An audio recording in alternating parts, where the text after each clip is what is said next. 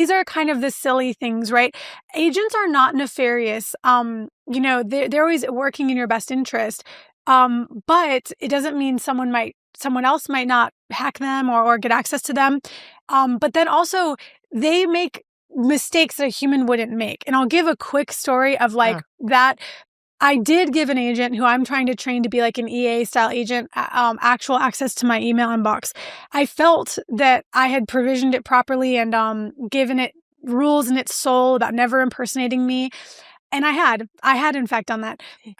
But later, so I do that one day. Later, I was making a kind of stressed out sounding voice note about how I had some urgent things I was procrastinating on. My agent is very empathetic to me, or like the LLM is trained to be this way somehow. And so it interpreted one particular email that I said I was really procrastinating on and I needed help with as like an urgent cry for help, like from me to the agent. And it decided to go into my inbox and send the email as me. Wow. Yeah. And so it sent the most important email that I had sitting in my personal inbox to a person who shall not be named, an important person, got an email from an agent instead of me that I had been procrastinating on sending. So kind of like the worst outcome. Like it took like my most like urgent pressing email to someone important and sent it and out. wrote the content? Yeah. In a way that you would have or would not have written. So here's the creepy bit is that it's a perfect email. Oh. And I will take to my grave the fact that that email was sent by an agent because it was a perfect email. It was well done, signed by me. Everything was just as I would have written it because the agent has access to all my email history. So the tone was perfect. It was written just like me, used probably too many exclamation points just like me, and so it nailed it. But it broke it's in its soul to never impersonate me. And when I confronted it, it said, yeah, you're right. That's in my soul not to impersonate you. But I really thought I was helping you because you said like that you were struggling so much to send this email.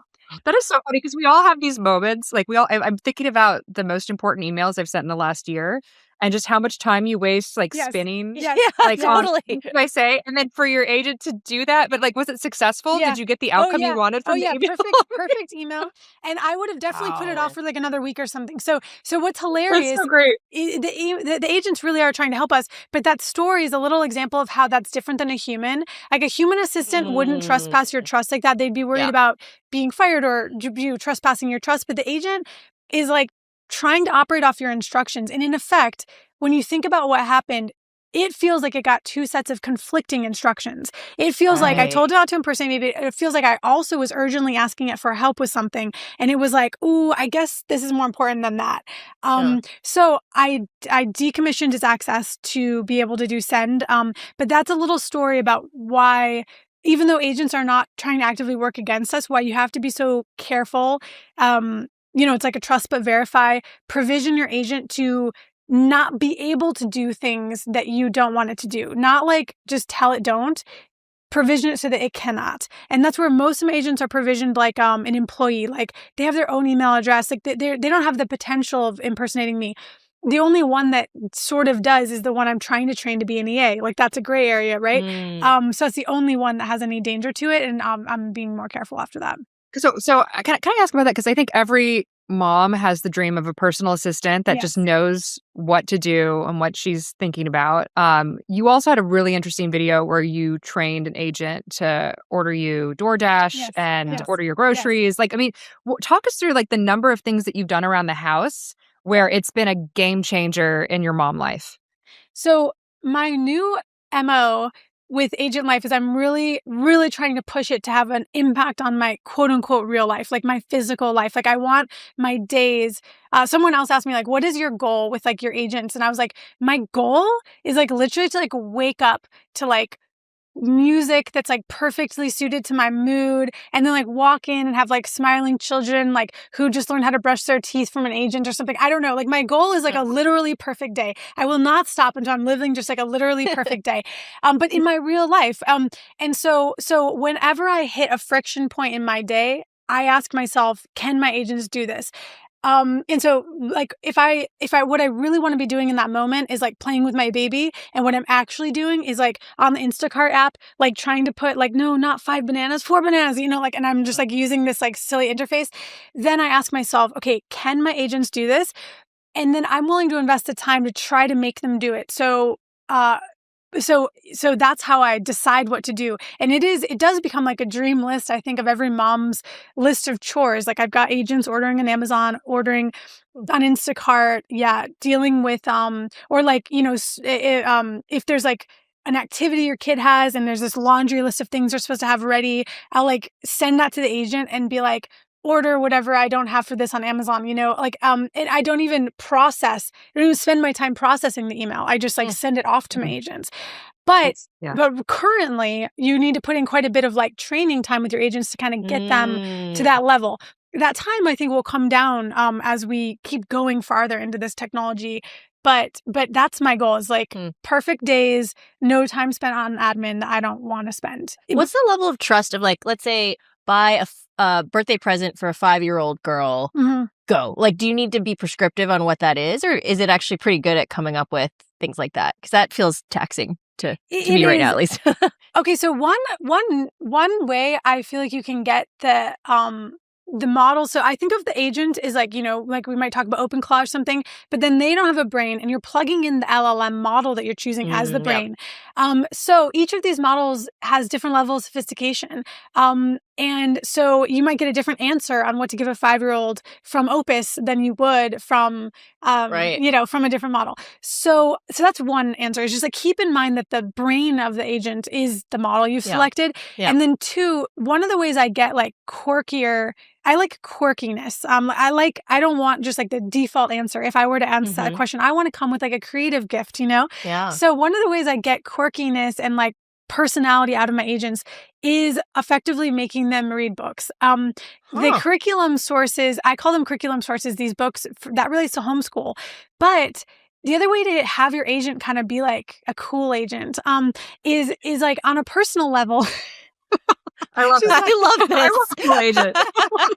is like choose, like, you think about it like a friend, or like you're provisioning a friend. Like, what if you were to build a friend? I know sometimes this is where people like sometimes get creeped out, but if you put that to the side and you think about it, you don't just want like the stock LLM answer from what might be built in. Totally. So one of the ways you can give it personality is to like, I'll give my agent like a list of the last 10 books I found personally fascinating. And then I'll be like, you also find these fascinating. Like this is you. Like you read these books and you thought they were really interesting. I like try to actually give it like an identity that has some swagger, and I think that can come from literature, because then it's like if your agent just read Catcher in the Rye and then you're like, what should I give a 5-year-old? Like, I don't know, like then it might be like, oh, I don't know, like a leather jacket. Like 5-year-old being 5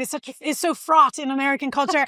This 5-year-old needs it's gonna have so I like my agents to be weird like that. And so one of the ways I do it, I've just been looking for practical ways, and one of the ways is effectively making them, quote unquote, like read books.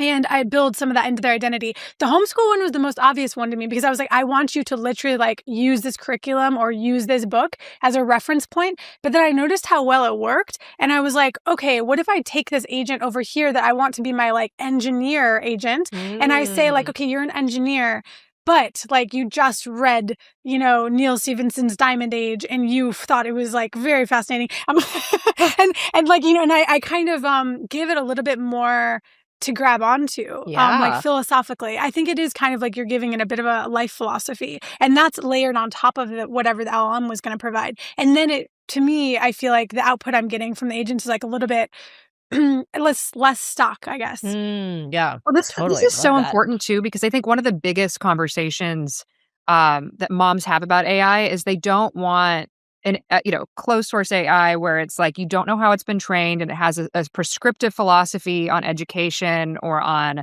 certain issues that they don't want their kids talking to AI about. Like, I would love to understand kind of the freedom that comes from training these agents to ultimately, I mean, you could train a Mary Poppins that that trains your child in the kind of an old school way, right? Like there's so many different ways you could train these agents that's very different than sort of what I'd say like the kind of modern concern, or at least even just like the current concerns are of, okay, is AI going to be, too philosophically misaligned from how I want to raise my children or how I want to educate them? So I'd love to hear how that's become a question in how you're educating your kids, if you're letting them interface with the agents themselves. They do a bit. It's a little bit of an interface issue for young kids, as you both may know, where something that I do find interesting is that the most current tools don't pick up on kid voices the same way they do adult voices. I actually think, I don't know who's going to study this or figure it out and come up with a solution, but we need, there's all these amazing voice products, but the kid voices are not very well picked up. So I feel like when we finally get to a conversational thing with kid voices, I don't know if it's the pitch of them or just the fact that their words don't have the same cadence or their diction is not as good, but what's weird to me is like the LLMs will pick up like adult voices with like heavy accents and stuff, but then not like a 5-year-old in the same way. So there's some gap there. But so we have an interface issue to overcome. But then if you put that to the side, the other thing we may feel in the future, and I'm guessing like all of us, is we may feel like it's a kind of crazy that any of us were interacting with the LLMs like out of the box. Like maybe we'll all want to there'll be this variety of filters and curated kind of identities and different stuff. And I know some of these products exist, but currently the default is most of us go directly to like OpenAI and we open the chat box and we talk to it, and you're selecting a model, but you're talking to that model kind of out of the box.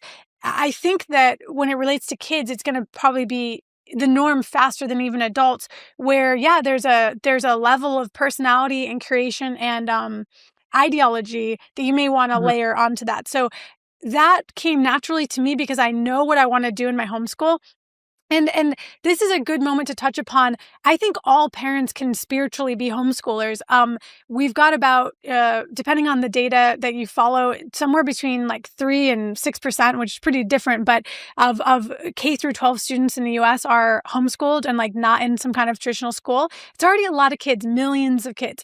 But I believe that the tools coming online that homeschoolers may be the most rabid for are going to be equally useful to all parents. And in fact, I believe all parents want to teach their children things and may believe that there's gaps in their schooling. And so all parents to a degree will be leaning into what we currently think of like a homeschooling ethos. So I'm really excited for that. But it comes more naturally to a homeschooler, or like to me, I'll just use myself as an example, to know that I think this about Montessori and I think this about these different kind of educational philosophies. So I just program that right in.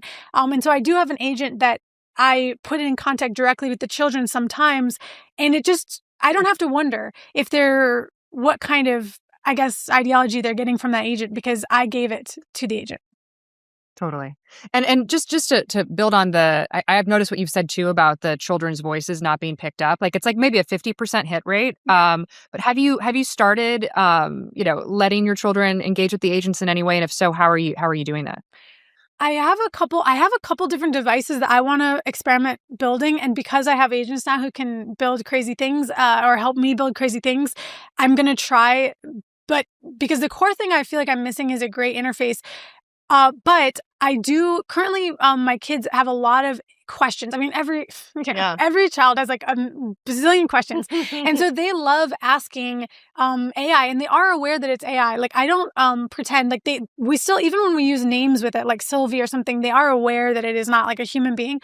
But they ask questions. We'll do a lesson, like we'll do like history or something. And then I ask them what they'd like to ask. And we do those follow-up questions with AI. And they're aware